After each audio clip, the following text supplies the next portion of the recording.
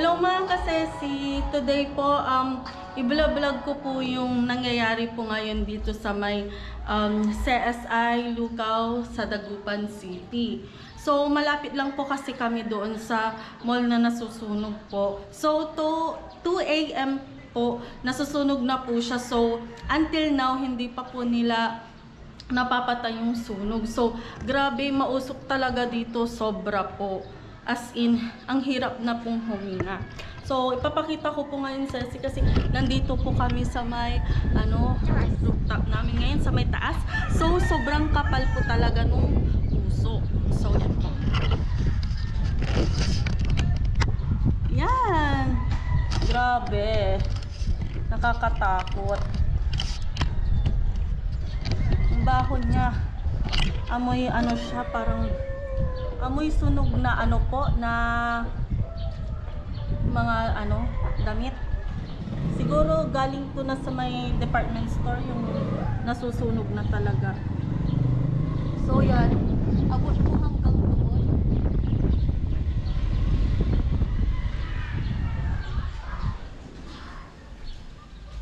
Yan, sa likod na po yan ng aming bahay. So, sobrang kapal talaga ng usok mga kasesi.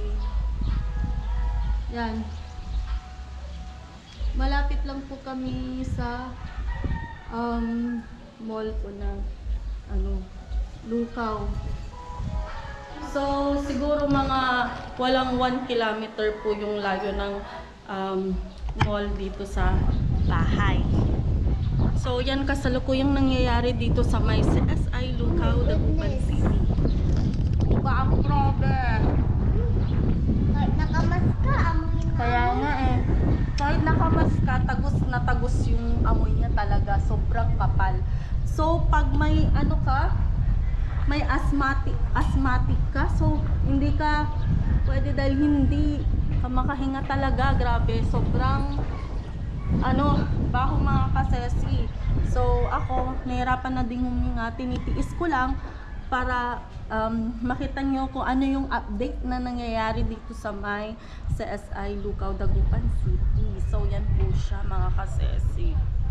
So, sobrang kapal talaga ng usok. Di pa po nila napapatay. Grabe. Yan kasi yung way na sa may department store. So I think sa yan, sa dep store kasi mostly syempre mga po yan, mga damitan. So ganyan po siya kasi amoy nasusunog na damit siya. Kanina kasi ganyan po ulit pero mas grabe po ngayon kasi kanina amoy naman po siya, pintura. Ngayon naman po is amoy damit na nasusunog. Grabe talaga. Sunod na sakuna. So, may COVID na nga, may sunog pa. So, doble-doble hirap. Wala na din tayong pagkain. Opo. Yun kasi medyo malaking kawalan sa amin mga kasesi, mga taga Dagupan at malapit dito sa may Lucao, lalo na din sa amin. Mahirap po kasi mga kasesi, syempre malapit lang po sa amin yung mall. Tapos mura pa dyan. Tapos marami pang pagpipilian. So, ang hirap sa aming mga taga-Dagupan yung nangyaring sakuna ngayon. So, ang hirap para sa amin kahit hindi po sa amin yung CSI Lucao. Yun po, medyo nagdadalamhati pa rin po kami sa nangyayari ngayon. Dahil syempre naging parte na rin po ng buhay namin si CSI Lucao. So yan po, nakikipapansin yung bibidyo ko, yung bayaw ko tapos yung asawa ko, pupunta sila sa may rooftop. So titingnan nila yung sunog. Yan.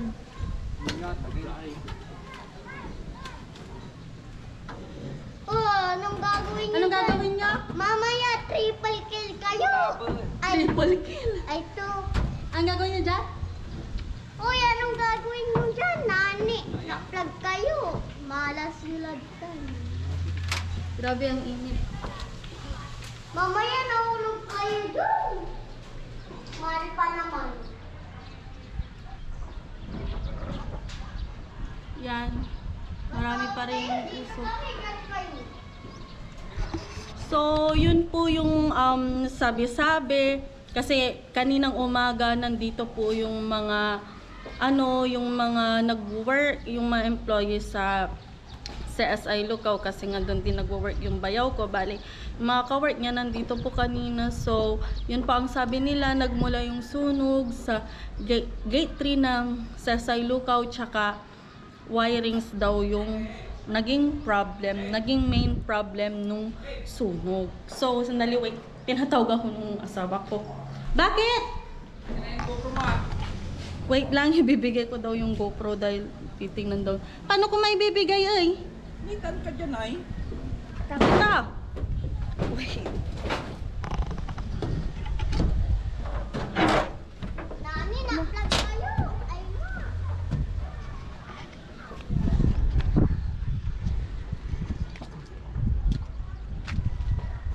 Grabe. Putok-putok na naman.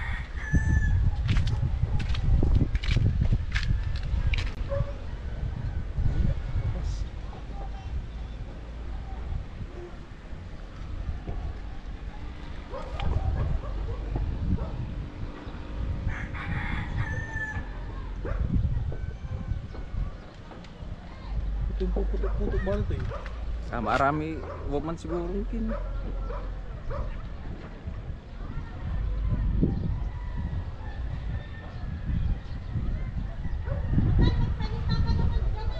Ayoko nga. Hindi labas. Hindi ko alam magsalita.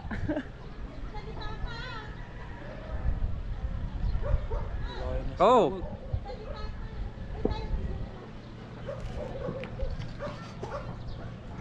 Ay, mga kasesi.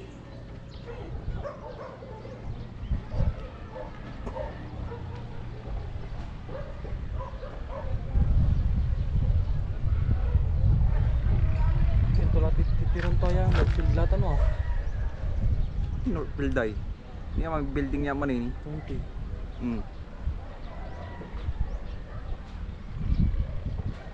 Grabe kasi. Matas.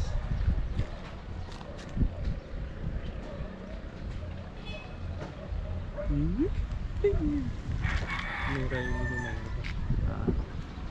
Lock niya. Ganito niya. Ano yung rato.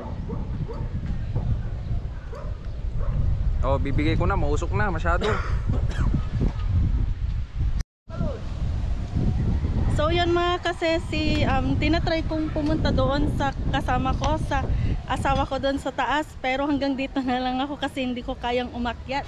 So yun po, as 5, magpa 5 na po, hindi pa rin po namamatay yung sunog. So yan po mga kasesi, grabe ang hirap huminga kasi ang kapal-kapal talaga ng usok niyan. Yan. Andito na po tayo mismo sa may rooftop. Yan. Sobrang kapal pa rin po ng usok.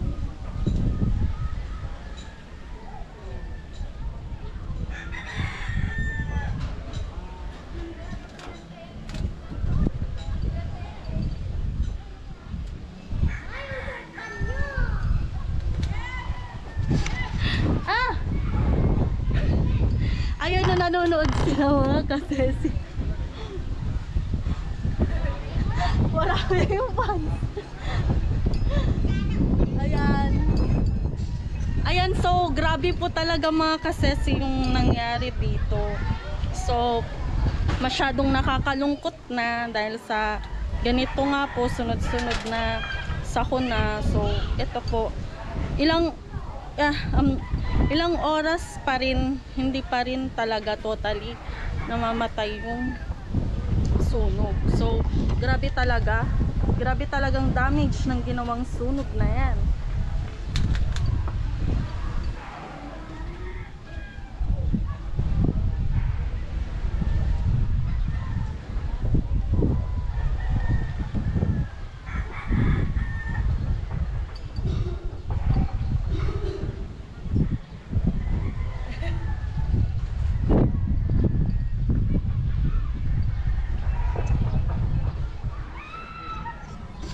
ayun po, yun na lang po, maging ano na lang po tayo ngayon, mag-pray na lang po tayo, tapos maging matatag na lang po tayo. Tapos kay ex-mayor Belen, yun po, nalulungkot po kami na ganito yung nangyari sa inyong mall.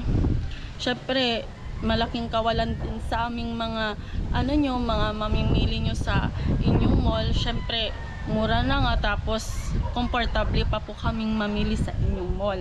So yun na lang po ang masasabi ko.